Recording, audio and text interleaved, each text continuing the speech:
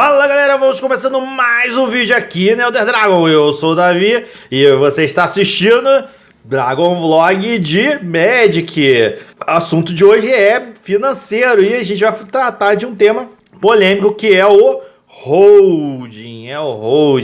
Pois é, o que é o holding? Holding é basicamente quando você segura aí uma commodity, um produto em quantidade, visando, obviamente, obter lucro lá na frente.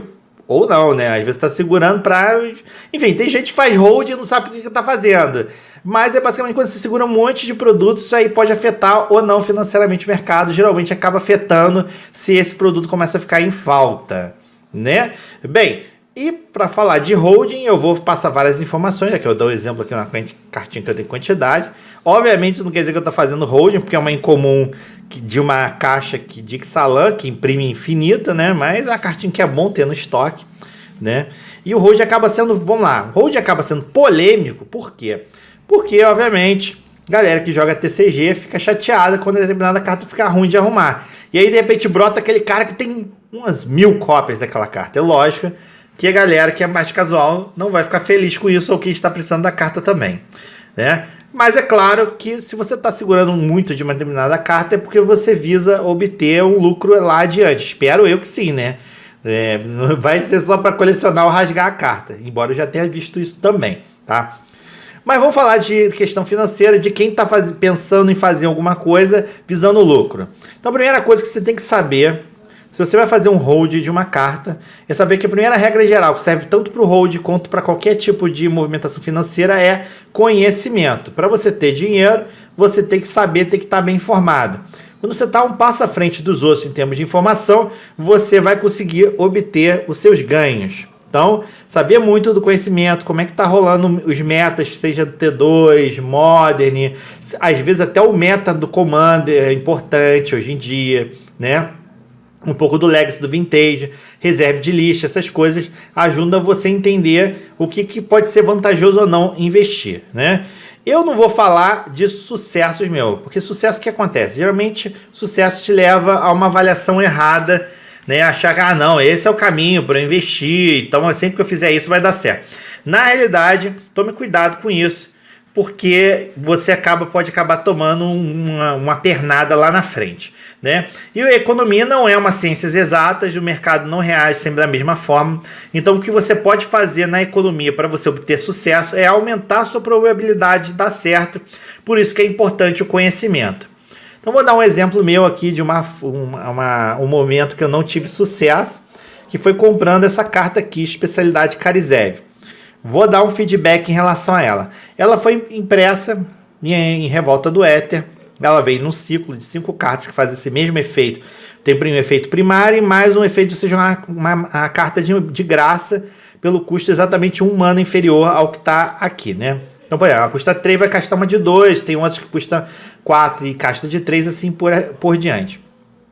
Por que eu apostei nessa carta? Porque eu vi a possibilidade dessa carta valorizar por conta de um combo que acontecia, que era o seguinte, não era bem um combo, mas uma interação forte, que era pegar aquelas cartas duplas de Dragon Maze, que tinham o custo convertido na época era diferenciado, né, de um lado ou de outro, né, e por conta disso você conseguia castar a carta inteira, porque tinha um lado sempre mais caro, né, e quando você juntava os dois efeitos fazia um efeito muito forte. Então, por exemplo, tinha uma carta que você fazia, por exemplo, moer de um lado e do outro você ressuscitava um bicho com vários manos, acabava fazendo isso usando só a especialidade Karizev. Ela ainda joga Modern, joga no Living End, mas o que aconteceu? A Wizard, tá, lançou, né, uma nova regra, né, e corrigiu essa regra das cartas duplas, dizendo que o custo convertido das cartas duplas passou a ser a totalidade de todos aqueles custos. Por conta disso, essa interação morreu e eu salsifufu.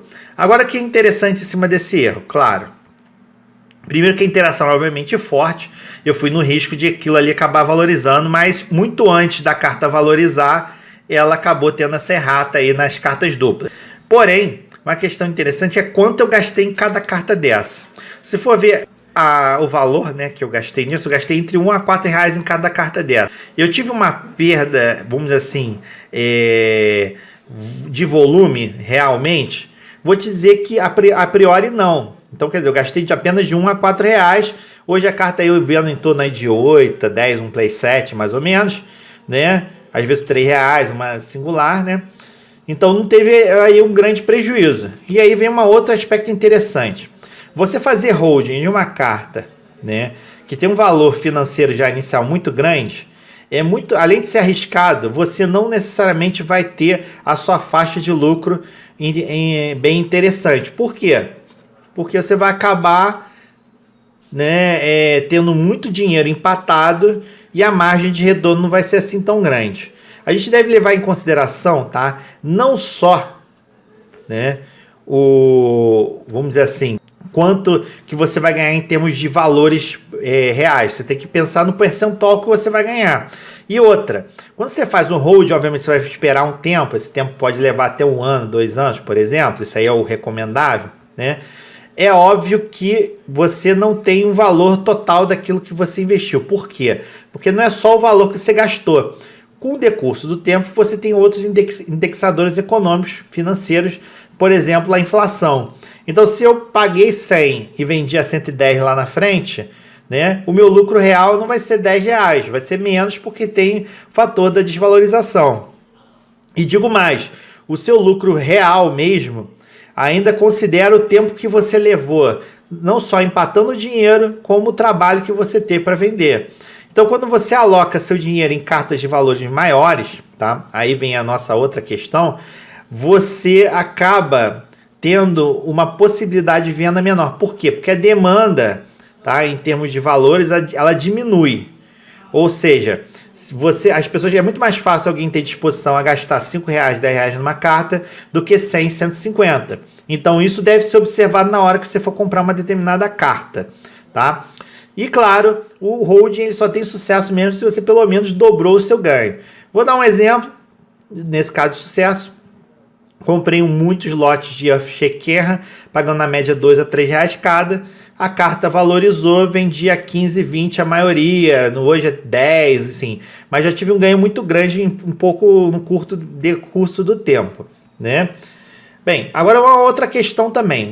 O interessante do holding é pensar também de você o quê? Gastar pouco e ter o lucro adiante. Então você pensa o seguinte, de repente vale a pena investir em coisas baratinhas, né?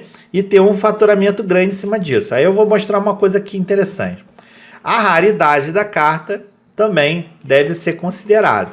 Que olha só, isso aqui, não necessariamente eu fiz nenhum holding não, mas é uma comum, certo? Pescador Gumag joga Legacy, joga Modern, joga Pauper, joga tudo que você imaginar.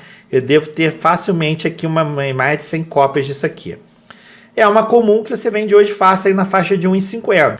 Só que ela é comum. Então, e vem ainda, inclusive, o fator de que é uma caixa que ainda tem no mercado, é fácil ainda de comprar, adquirir caixa de Fate Reforged. Se você pensar, eu vou comprar um monte de Pescador Gourmag para fazer o preço da carta subir. Primeiro que você vai ter que comprar muitas, vai comprar milhares de cartas disso aqui para conseguir dar um impacto no mercado. Segundo, por ela ser comum, ela é muito fácil dela ser reprintada e o preço ainda cair ao invés de subir, certo? Porque ela é apenas uma comum. Então a raridade impacta também no seu preço. Claro que se essa carta demorar a ser reprintada e como ela joga muito, pode ser que de uma hora para outra uma carta que custa 1,50 vá para 3. Mas você tem um fator de risco aí grande por conta da raridade dela, tá? E pela coleção que é. Isso tem que ser considerado. Mais uma outra questão também que é importante levantar aqui é o seguinte: quanto você deve comprar de uma determinada carta e qual o ideal de você fazer sua estratégia de holding. Na realidade, vamos lá, aqui eu tenho 100 e poucos Pescador Grumar. Vamos supor que eu comprei isso aqui, R$1 cada um, hoje a carta aí 1 em 1,50, ou seja, existe uma possibilidade real de eu ter um lucro adiante, vamos dizer assim, né? Vamos lá que ela vai para R$2, R$3, isso vai dar uma margem boa, a gente não sabe quanto, porque demora, né, e tal. Só que se você comprar muita quantidade de cartas, como eu falei aí anteriormente, ou seja, suficiente para tentar impactar o mercado, você está fazendo o que a gente chama de aumento artificial de preço, né? Está provocando um aumento artificial.